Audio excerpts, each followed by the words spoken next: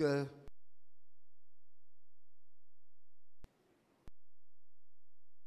l'ange de Laodicée. Voici ce que dit l'Amen, le témoin fidèle et véritable, le commencement de la création de Dieu. Je connais tes œuvres. Je sais que tu n'es ni froid, ni bouillant. Puisses-tu être froid ou bouillant? Ainsi, parce que tu es tiède et que tu n'es ni froid ni bouillant, je te vomirai de ma bouche. Parce que tu dis, je suis riche, je me suis enrichi, je n'ai besoin de rien.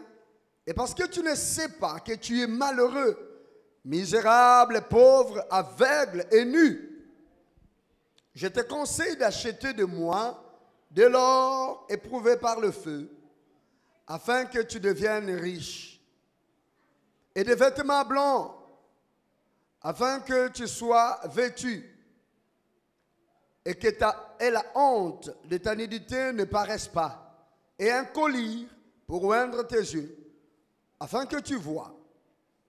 Moi, je reprends et je châtie tous ceux que j'aime, et du zèle, et réponds-toi. Voici, je me tiens à la porte et je frappe.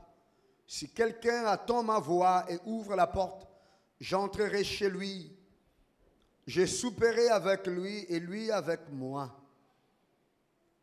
Celui qui vaincra, je le ferai asseoir avec moi sur mon trône, comme moi je vainquis et me suis assis avec mon Père sur son trône.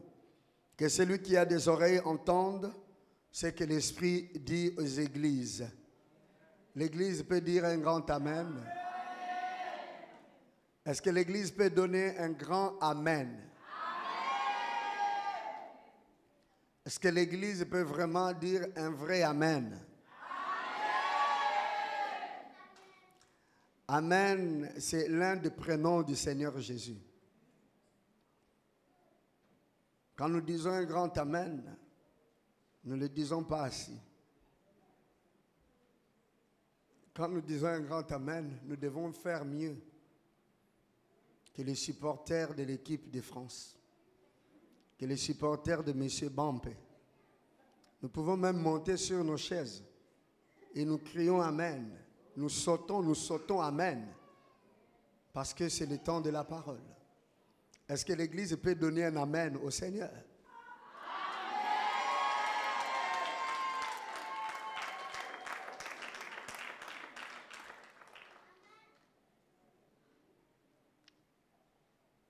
J'ai vraiment la preuve que vous êtes une église réveillée. Je parle de debout, mais je vois des gens assis vraiment en train de dire Amen assis. C'est comme ça que vous invitez vous-même des maladies dans vos corps. C'est comme ça. C'est ça la porte. La Bible nous dit, lorsque David dansait, sa femme l'a méprisé. Et cette femme n'a plus eu d'enfant. Cette femme s'est rendue simplement compte qu'elle ne pouvait plus avoir d'enfant. Elle ne savait pas. Mais ceux qui ont écrit la Bible ont dit, elle n'a plus eu d'enfant. Elle n'a pas eu d'enfant parce qu'elle avait méprisé son mari. Il y a des choses qui nous arrivent dans la vie. Nous ne savons pas d'où ça vient. Simplement parce que nous avons eu attitude méprisante. Nous avons eu attitude de négligence. Quand il fallait être... Vous savez, la maison de Dieu, c'est un lieu de risque. C'est un lieu où nous risquons d'être projetés de l'avant ou comme on sait être projeté bien en bas. Quand vous entrez dans cet endroit, c'est un endroit dangereux. Quand vous vous tenez devant des serviteurs de Dieu, vous êtes devant des hommes dangereux. Ceux qui sont venus prendre le prophète Élie ne savaient pas devant qui. Ils ont dit, toi, homme de Dieu, viens ici. Il a dit, comme je suis homme de Dieu, que le feu descende alors. Et le feu est descendu. Judas Iscariote qui a été livré Jésus-Christ. Jésus-Christ a dit, Judas, c'est par un baiser que tu me livres. ce serait mieux que tu ne sois même pas né que de faire ce que tu as fait. Judas Iscariote est allé jeter l'argent. Il avait tellement mal, il est allé se pendre. Et son ventre s'est éclaté, ses intestins éparpillés, explosés. Il n'y avait pas encore d'explosif en ce moment-là. Mais quelque chose s'est passé. Mes frères et sœurs, vous êtes dans la maison de Dieu. Vous êtes dans la maison de la bénédiction. Tout comme aussi vous êtes dans la maison où quelque chose n'est pas très bien peut arriver. Ananias et Saphira sont morts dans la maison de Dieu. Donc, quand vous entrez dans la maison de Dieu, la Bible nous dit, faites attention par vos paroles et par votre comportement. Parce que Dieu est au ciel et vous, vous êtes sur terre. Merci, vous pouvez vous asseoir. Que je n'ai pas l'intention de pouvoir vous effrayer. Que ce ne soit pas moi qui vous effraie. Que Dieu lui-même, sa présence et sa personne puissent vous inspirer le respect. Puissent vous inspirer le respect et la crainte. Dieu lui-même, sa parole, sa personne, sa maison, puisse vous inspirer le respect et la crainte. La Bible nous recommande de servir Dieu avec crainte et tremblement. De travailler dans notre salut avec crainte et tremblement. Des fois, nous jouons avec le salut. Nous jouons avec Dieu. Nous jouons avec la maison de Dieu. Je vous dis, c'est comme ça que les gens reçoivent des maladies. C'est comme ça que les gens reçoivent leurs malédictions eux-mêmes.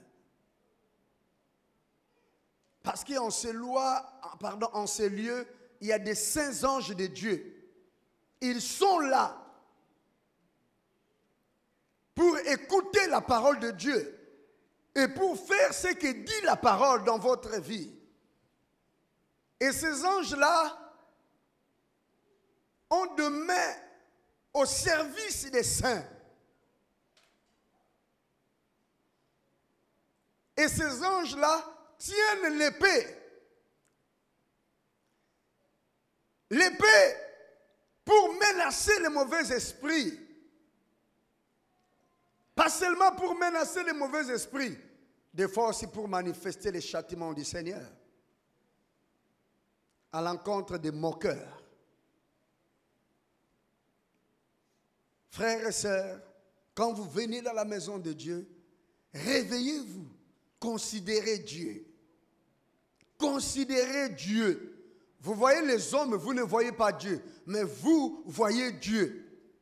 Vos yeux physiques ne voient pas Dieu. Vous ne voyez que des hommes. Vous voyez cette chemise et ces pantalons. Ne vous arrêtez pas à ça. Regardez plus loin. Regardez Dieu. Amen. Que je ne sois pas comme celui qui vous effraie. Oh my God. La voie du ciel est une voie étroite, resserrée. Beaucoup chercheront à entrer, mais ils ne pourront pas. Des coups de notes. Ils ne pourront pas, parce que c'est resserré.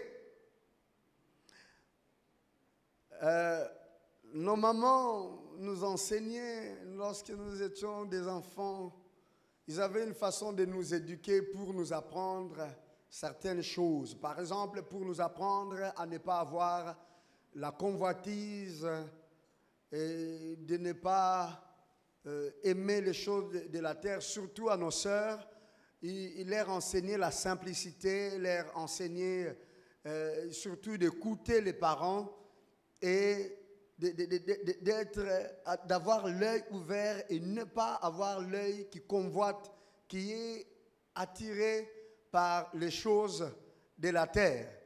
Je sais, notre mère avait l'habitude de nous raconter cette histoire.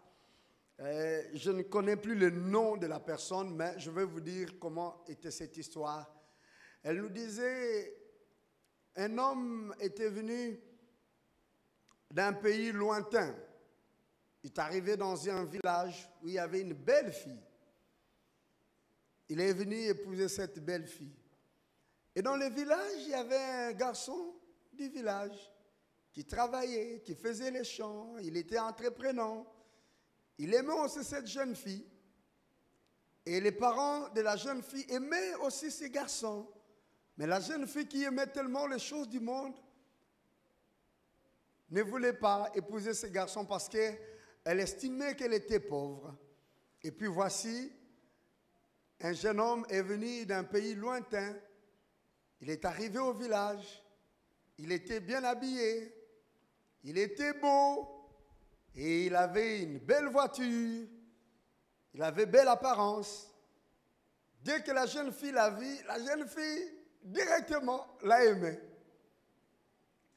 Et les parents ont dit à la jeune fille, mais cet homme, nous ne le connaissons pas. La fille s'est imposée devant le parent. Elle a dit, moi, voici l'homme que je veux. On a fait un grand mariage. Tout s'est bien passé. Et puis finalement, le monsieur a dit, je veux rentrer avec ma fille. On lui a dit, tu vas avec ma femme, pardon. Tu vas où avec? Elle a dit, dans ma maison, chez moi. Où? Elle a dit, dans un pays lointain. Comme il avait déjà donné la dot et le mariage avait eu lieu, elle a dit, ok, ça va, on va partir. Ils sont entrés dans la voiture. Et quand ils arrivaient, ils conduisaient, ils sont partis. C'était agréable, la fille était bien habillée, le monsieur aussi bien habillé. Et comme ils voyageaient, ils arrivent dans une barrière, ils rencontrent des gens. Et puis, ces personnes-là disent au monsieur, voilà la voiture que tu nous avais demandé de te prêter. Le temps est fini, tu peux rendre la voiture. Le monsieur a rendu la voiture. La femme lui a dit, mais tu avais dit que c'était ta voiture. Elle a dit, non, il n'y a pas de problème. Ma voiture est juste dans la prochaine station. Nous pouvons marcher à pied. Nous avons encore nos chaussures, c'est en bon état. Et ils allaient ensemble. Arrivés dans la deuxième barrière, ils rencontrent des gens. Tu nous avais demandé de te prêter nos chaussures, non? Ok, maintenant tu les as utilisées. Tu nous rends nos chaussures. Hein, ils ont rendu, la femme dit, mais comment tu avais dit qu'on va trouver la voiture maintenant? On perd même les chemins, on perd les chaussures. Et là, ne t'en fais pas, nos chaussures et notre voiture est là dans la troisième station. Ils arrivent à la troisième station et ils rencontrent des gens qui disent au monsieur, voilà, tu nous avais demandé de te prêter le costume et la blouse et maintenant tu les as utilisés, c'est bon, tu peux le rendre. Monsieur enlève son costume et il reste simplement avec les cinglés et la petite culotte. Et la dame réellement reste avec la même chose. Il dit, mais tu m'avais dit. Et puis, le monsieur commençait à changer. Et ses ongles commençaient à devenir des griffes. Ses dents commençaient à pousser. Ses yeux commençaient à changer. Ses cheveux commençaient à pousser. Et puis ses yeux devenaient rouges. Il regarde la femme. Tu as aimé, tu m'avais aimé. Voici ce que je suis. Tu ne vas plus rentrer. Alors, ils continuent. Ils arrivent à la 4e station. Et la 4e station, ils voient qu'ils s'éloignent de la ville. Ils vont dans un coin. Et quand ils arrivent, c'est le cimetière. Et la femme se rend compte que c'était un mort vivant. Et puis, la femme, le monsieur dit à la femme, voici ma maison. Il montre une tombe et nous allons dormir ici. C'est ici que nous allons habiter. Lorsque nos mamans nous racontaient cela, on avait la chair des poules, comme vous avez la chair des poules maintenant. Et nos sœurs, les gens étaient humbles, calmes, écoutaient les parents. Est-ce que c'est la maman de Paul Daniel qui a parlé? Ou bien peut-être c'est juste une illustration de sagesse que Jésus-Christ peut aujourd'hui vouloir donner à quelqu'un? L'église de Laodicée, selon les exégètes, ils disent que c'est l'église des derniers jours. C'est l'église où les gens disent, nous nous sommes enrichis. Nous sommes beaux, nous sommes riches, nous avons tout. Nous n'avons pas besoin de Dieu. C'est l'église où les biens matériels comptent beaucoup. C'est l'église des derniers jours où les gens aiment beaucoup plus le matériel. Ils aiment beaucoup plus l'argent. Parce que c'est une église qui est orgueilleuse. Une église qui se vante. Qui dit, je suis riche, je me suis enrichi, je n'ai besoin de rien. C'est l'église des derniers jours. Lorsque nous lisons dans le livre dans l'épître de Paul au Timothée,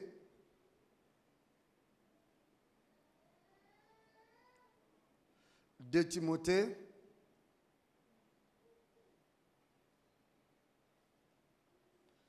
au chapitre 3, là, Paul écrit une prophétie. Il écrit une prophétie à Timothée. Il dit, sache que dans les derniers jours, voilà l'église des derniers jours, comment seront les hommes? Il y aura des temps difficiles.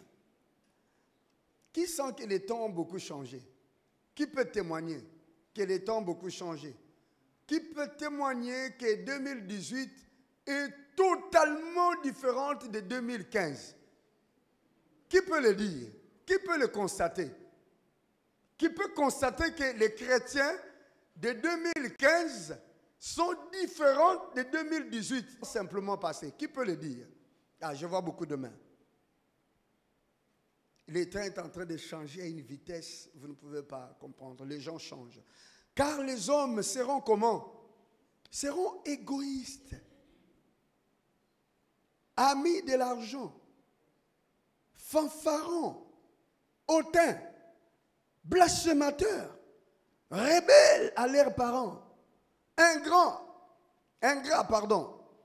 irréligieux, insensibles, déloyaux, calomniateurs, intempérants, cruels, ennemis des gens de bien, traîtres, emportés, enflés d'orgueil, aimant le plaisir plus que Dieu, ayant l'apparence de la piété, mais reniant ce qui en fait la force.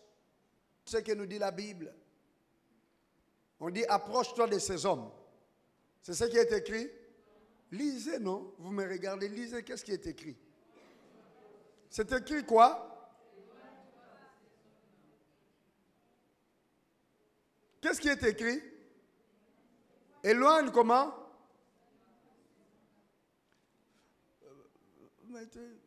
La salle est tellement petite, on n'a pas besoin qu'on me voie. Mettez la parole de Dieu, il n'y a pas moyen de projeter. Hein? Mettez. La Bible dit, approche-toi de ces hommes. Quelqu'un peut dire, c'est vrai, la Bible dit, approche-toi de ces hommes-là. La Bible dit quoi?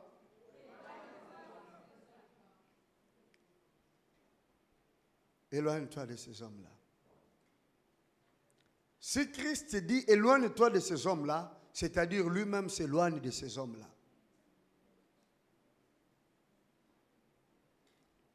L'église de Laodicée, la ville de Laodicée, aujourd'hui, bon, c'est une région de Tunis, ça ne s'appelle plus Laodicée, ça a pris d'autres noms.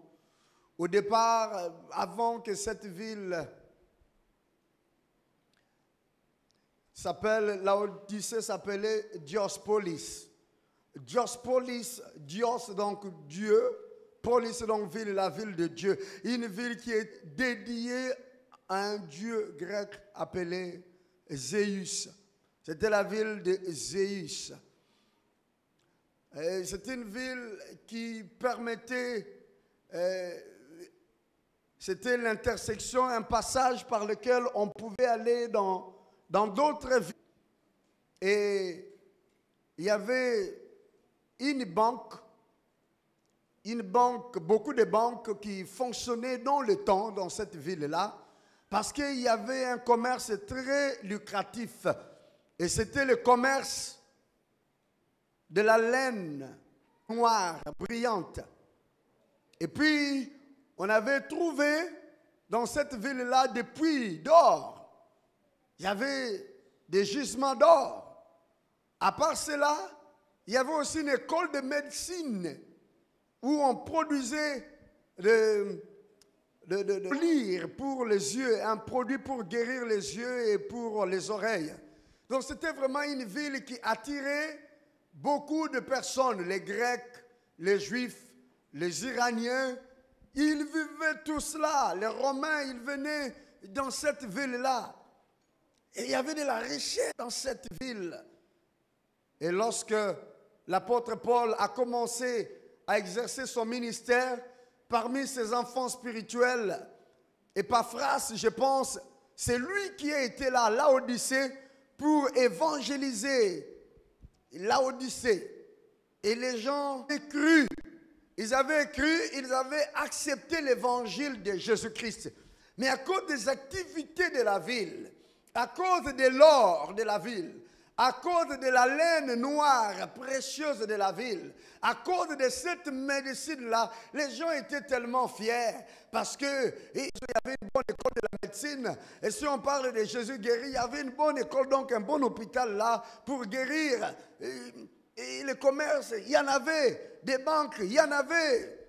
Les habits, il y en avait. Avec cette laine-là, on faisait des tapis d'Orient, des tapis de valeur et des valeurs. Et les gens de Laodicée étaient très fiers parce que les gens de par-ci par-là venaient. Ça permettait, c'était au centre, ça permettait aux gens, ceux qui voulaient aller à Istanbul, ils pouvaient passer par là. Ceux qui pouvaient quitter Istanbul pour passer, aller vers les ports en Grèce, ils pouvaient passer par Laodicée. C'était vraiment un lieu de transfert, de commerce. Il y avait la richesse. Et cette richesse-là avait fait que les chrétiens deviennent orgueilleux. Et quand le Seigneur a regardé ces chrétiens de Laodicée, il a écrit cette lettre.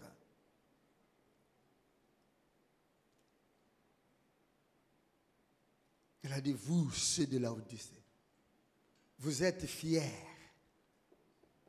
à cause des richesses de la terre. Vous dites que vous êtes riches, vous vous êtes enrichis. Vous êtes dans une belle église. Vous avez des beaux instruments. Vous vous habillez très bien. Vous habitez dans des quartiers riches. Votre église est dans des quartiers riches. Et vous-même, vous êtes prospères. Mais vous ne savez pas que vous ne savez pas que vous êtes aveugle. Et vous ne savez même pas que vous êtes nus. Venez alors. Venez auprès de moi. Je vais vous donner des vêtements blancs pour que vous puissiez vous couvrir, on ne puisse pas avoir votre nudité. Je vais vous donner la vraie richesse de l'or pur, de l'or éprouvé. Venez, je vais vous donner un collier pour mettre dans vos yeux. Vous vous vantez de votre médecine, mais vos yeux là que vous pensez voir, vous ne voyez pas. Venez acheter le collier pour que vos yeux puissent voir. Parler des choses spirituelles. Nous pouvons avoir une vie aisée extérieurement, mais dans l'esprit, nous sommes malheureux. Il dit, vous ne savez pas comment vous êtes malheureux, pauvres, misérables, aveugles, nus.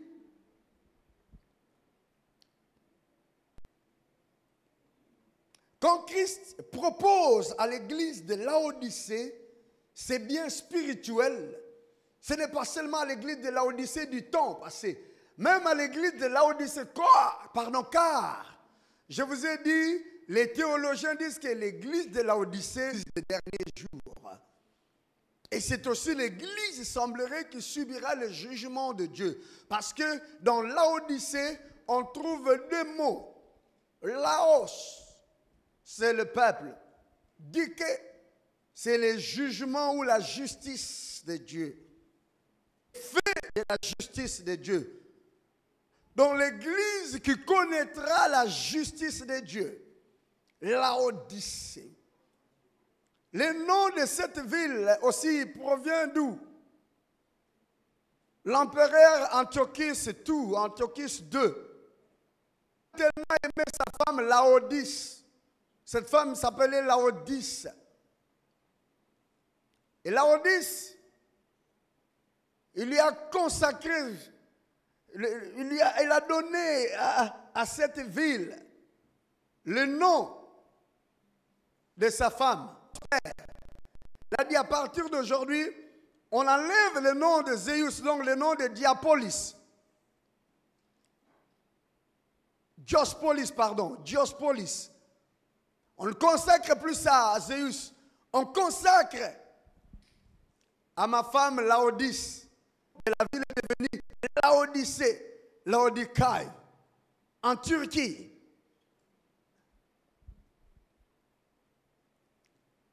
Et cette femme a tué son mari, a tué une autre femme de son mari, a tué même l'enfant de son mari pour qu'elle devienne reine.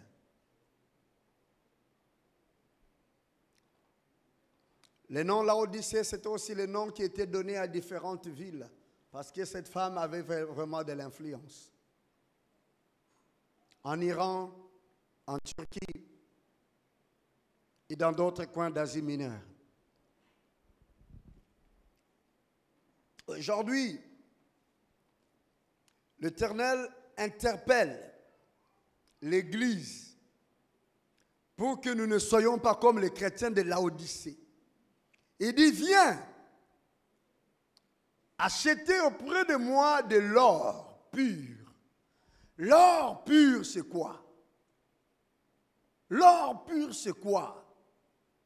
L'or pur, c'est la foi authentique, la foi éprouvée, la foi qui résiste à l'épreuve, la foi qui triomphe des tentations, la foi qui triomphe du siècle présent, la foi incorruptible, la foi inébranlable. Lorsque le Fils de l'homme reviendra sur terre, trouvera-t-il la foi? Trouvera-t-il la foi? Nous ne serons pas sauvés à cause de nos habits, ni à cause de notre richesse. La richesse, tes biens, tes maisons, tes voitures, tout ce que tu as dans ton compte bancaire est incapable. La foi inébranlable te permettra de triompher de l'épreuve, de triompher de la tentation, de te présenter devant Jésus sans avoir un visage, avoir honte. La foi va te permettre de rester habillé, perdre tes habits. Viens acheter les vêtements purs, blancs, que je te donne. Une robe blanche en lin. Viens pour que tu couvres ton corps. On ne puisse pas voir ta nudité. Nous savons bien que ce sont les œuvres justes de justes. Les œuvres justes de justes. Parce que tout le monde pose des œuvres. Mais il y a des œuvres des fois impures ou injustes, des incrédules. Et il est étonnant de voir les enfants des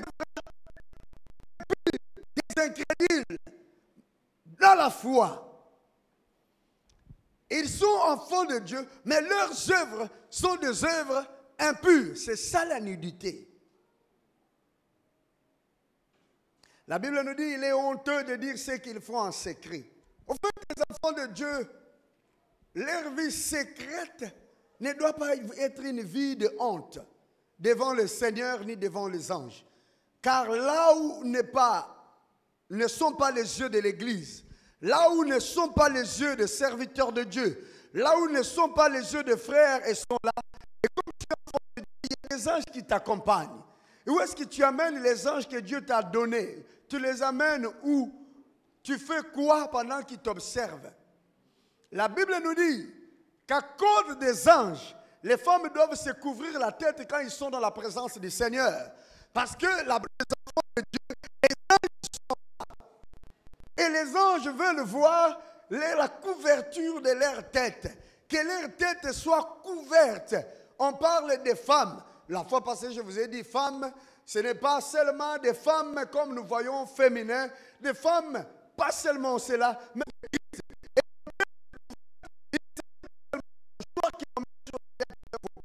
vous aimez là. Il s'agit aussi d'avoir la couverture, l'obéissance, la couverture par la parole. En Israël, les hommes mettent ce qu'on appelle cela veut dire qu'au-dessus de nous, il y a quoi? Il y a Dieu. Et Paul qui dit dans le Nouveau Testament, ce n'est pas aux hommes de se couvrir la tête, car ils sont l'image de Dieu, mais que la femme puisse se couvrir la tête. Moi, je veux beaucoup plus profondément dans la part à Christ de se soumettre à nous, car lui, il est l'homme, il est l'époux. Mais c'est à nous de nous soumettre à Christ. Ce n'est pas à Christ de s'incliner à nos exigences. C'est à nous de nous incliner aux exigences de Christ. C'est à nous de nous couvrir la tête. C'est à nous de nous soumettre à lui.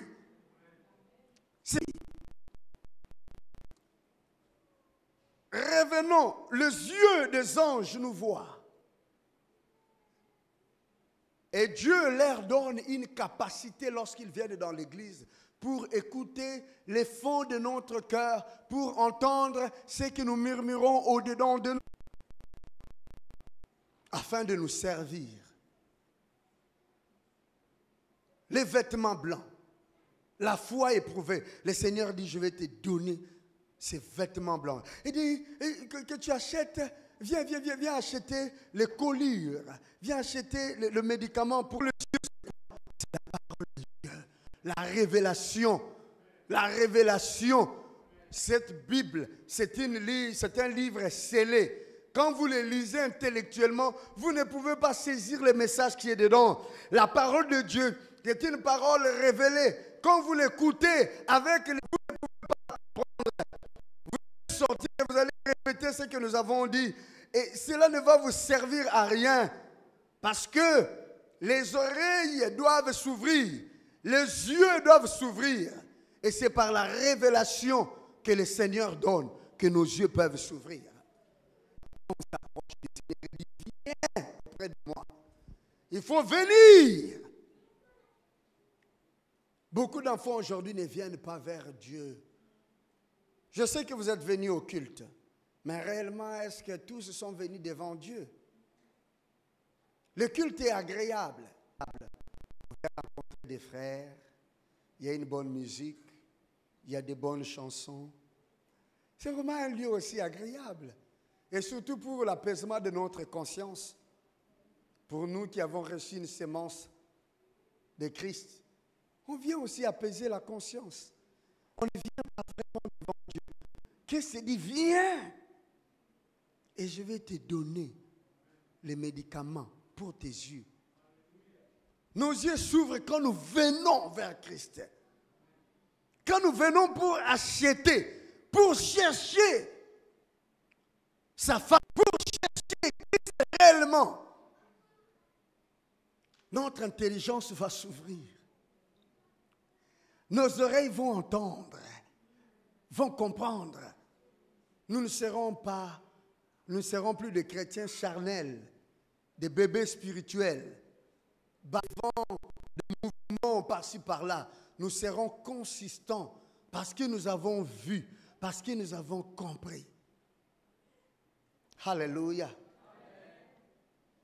Et quand notre intelligence s'ouvre, c'est une grande bénédiction.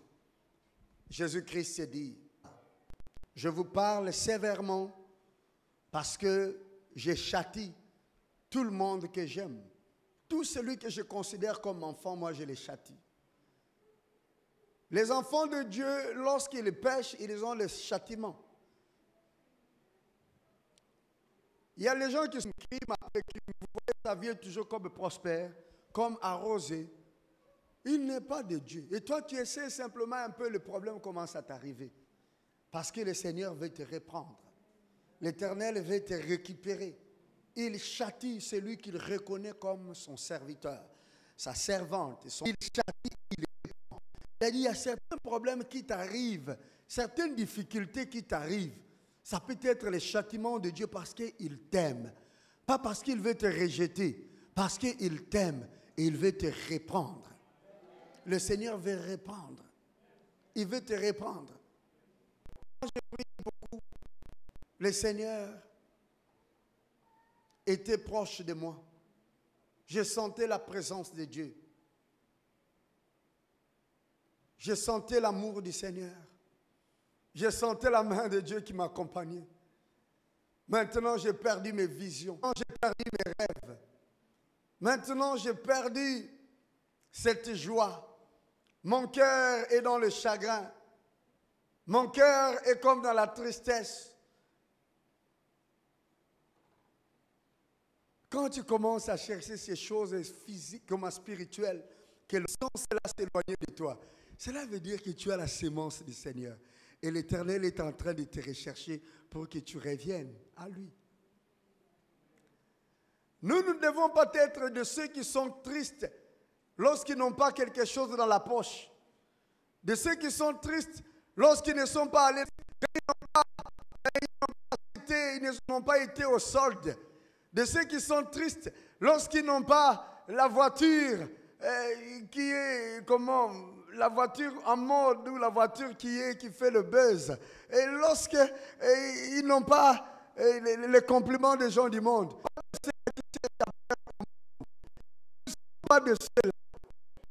Nous ne sommes pas de ceux-là qui veulent que le monde nous acclame, que le monde dise tu es branché, que tu es beau ou tu es belle. Non, nous ne sommes pas de ceux-là. Nous sommes de ceux qui cherchent à plaire à Dieu plus qu'aux hommes. C'est ce que Dieu demandait à l'église de Laodicée.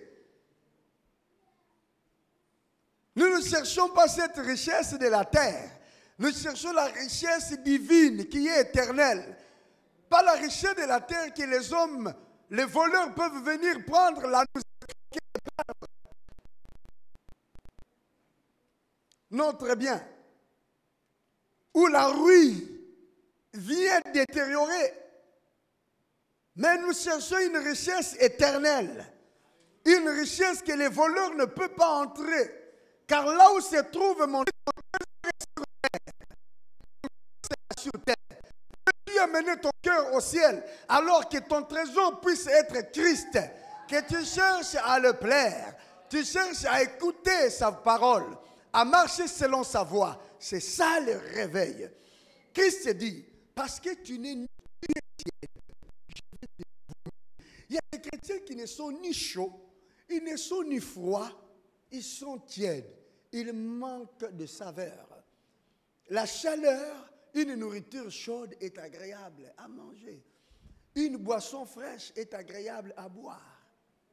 L'Éternel voudrait que nous soyons capables de rafraîchir les autres. Le Seigneur voudrait que nous soyons capables de réchauffer, que nous soyons chauds pour réchauffer les autres. Il y a des chrétiens ni froids, ni chauds. Il ne rafraîchit pas, il ne réchauffe pas.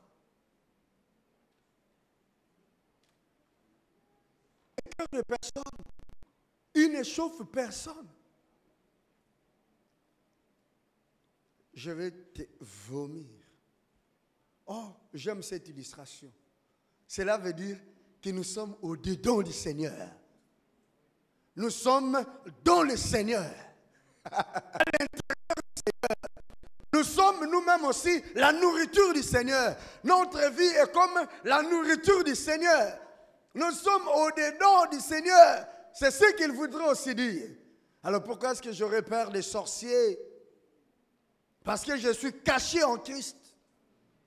Je veux te vomir parce que tu n'es ni froid ni chaud. Cela veut dire, je risque de t'exclure de ma protection. Je risque de t'exclure de la participation à ma nature. Que tu commences à vivre une vie naturelle. Nous demandons, nous qui sommes capables de créer des choses par notre parole. Ce que nous demandons, ça finit par arriver. C'est ça notre vie surnaturelle. Ceux du monde, pour avoir, ils doivent se battre en train de chercher à travailler pour accumuler. C'est ça la vie surnaturelle que nous avons en nous. nous avons la capacité d'avoir par la prière. Si vous ne le savez pas, c'est ça la vie. Nous avons la capacité d'avoir, d'obtenir par la prière. Le monde ne prie pas beaucoup. Dieu au Seigneur dans notre manière. Nous sommes de ceux qui vivent avec le Seigneur en tout moment. Dans des bons moments, dans des moments difficiles. Nous demandons au Seigneur tout ce dont nous avons besoin. Ainsi, nous ne faisons pas de calculs comme ceux du monde. Nous consultons ce qu'il veut nous donner, et ce qu'il veut nous attribuer. Et nous lui demandons qu'est-ce que nous devons faire. Et nous marchons dans le Seigneur. Quand vous allez sortir, vous allez voir une belle voiture qui est stationnée juste devant le garage. Qui est stationnée juste devant le garage ici de l'église. Il y a un témoignage derrière cette belle voiture, cette Volvo Sport que vous voyez là. Hein? Il y a un grand témoignage. Quelqu'un de ces une voix qui lui a dit, je veux te bénir. Est-ce que tu veux accomplir ma volonté? Qui avait ces quelques économies qu'elle mettait à côté pour essayer de s'acheter une voiture. Et quand il rentrait à l'église, vous voyez l'entrée de l'église. Il commence à changer. C'est l'effort d'une personne qui a pris son argent, ses économies, qui est allé acheter, qui a commencé à placer. Et c'était les économies préparées pour acheter sa voiture. Et puis, il faut sponsoriser encore une bonne partie de son argent qu'il économisait pour sa voiture. Elle met pour qu'on achète une caméra qu'on n'a pas encore fini de payer. Et ces économies sont car tu ne sais pas ce qui viendra sur terre. Et puis en visitant l'internet, là où on vend des voitures, il voit une belle voiture, il appelle, on lui donne les prix, il se gratte la tête et dit, je n'ai pas cet argent. Et après, le propriétaire de la voiture l'appelle. Il a dit, ça ne t'intéresse pas pour venir voir la voiture? Il a dit, ça m'intéresse, mais ok. Et puis quelqu'un lui dit, allons-y, allons voir cette voiture-là. Ils vont voir la voiture. Le prix, c'est combien? 7 000. Il a dit, non, je n'ai pas tellement. Et la personne qui était à côté l'a dit, donne-lui ce que tu as et moi, je vais compléter le reste. Je ne veux pas simplement compléter le reste pour la voiture.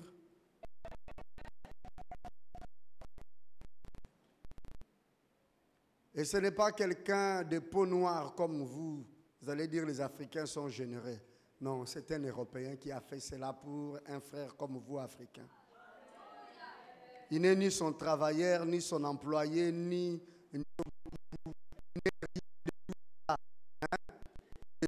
de ses bien-aimés. Il n'est ni oncle, ni tante, ni cousin, il n'est ni rien de tout cela. Il est seulement voisin de proximité.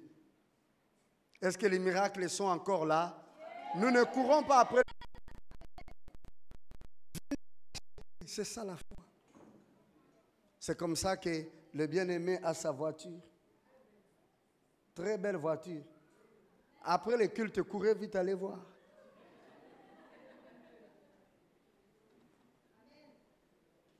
Lui, il a donné. C'est pour vous dire que nous sommes ceux, nous nous confions au Seigneur. Dieu est celui qui pourvoit. Nous achetons par la parole. Quand Dieu dit viens et achète, comment pouvons-nous acheter de Dieu? Nous achetons par la foi. Et tout ce qui contribue à la vie et à la piété. La Bible nous dit dans 2 Pierre 1, 5, nous a été donné par la puissance de Dieu.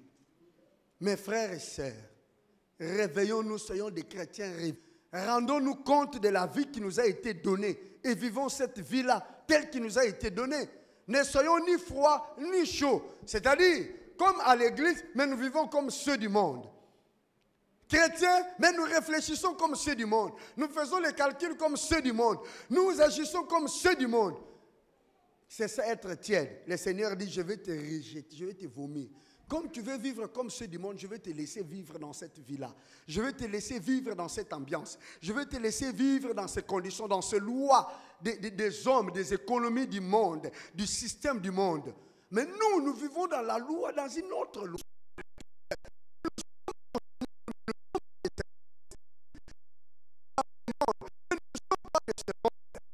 Nous vivons dans ce monde, mais les lois et les conditions de ce monde ne nous concernent pas en tout. Nous avons d'autres lois pour lesquelles nous devons suivre et respecter. Lèvons-nous pour prier.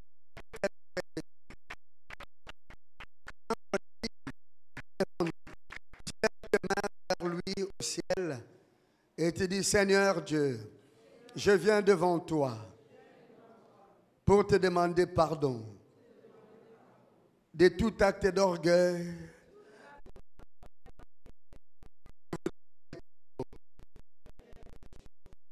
Je voudrais bien que tu mettes le médicament sur mes yeux,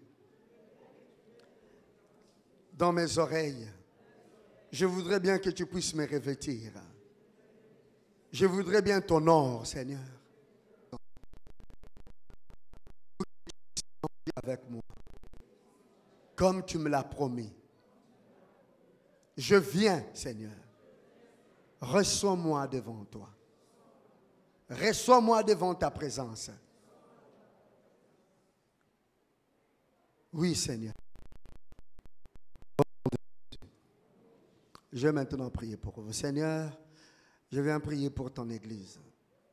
Ce n'est ni par la puissance, ni par la force comme tu nous l'as dit, mais c'est par ton esprit. Celui que l'esprit saisit, c'est celui-là qui est sauvé. Celui que l'esprit Dieu fait grâce, parole. Il est présent même au travers l'Internet. Touche ceux qui suivront après pour que, oh Dieu, nous puissions ne pas être comme l'église de Laodicée.